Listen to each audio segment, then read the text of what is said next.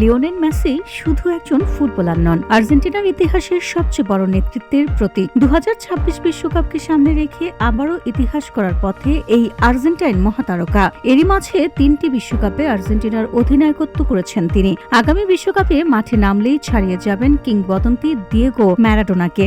আর্জেন্টিনার ইতিহাসে প্রথম ফুটবলার হিসেবে 4টি বিশ্বকাপে অধিনায়কত্ব করবেন মেসি।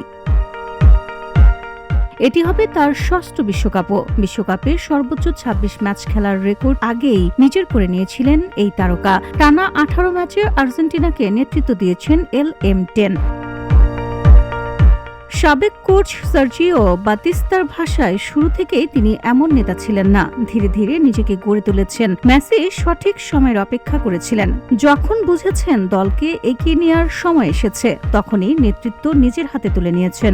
2011 সালে আর্জেন্টিনার অধিনায়কত্ব পাওয়ার পর অনেক সমালোচনা ও আলোচনার মুখে পড়তে হয়েছিল তাকে, কিন্তু কাতার বিশ্বকাপ জয়ের মাধ্যমে সব প্রশ্নের উত্তর দিয়েছেন তিনি। এখন আর্জেন্টিনা মানে মেসি, আর মেসি মানেই নেতৃত্ব, বিশ্বাস এবং অনুপ্রেরণার আরেক নাম।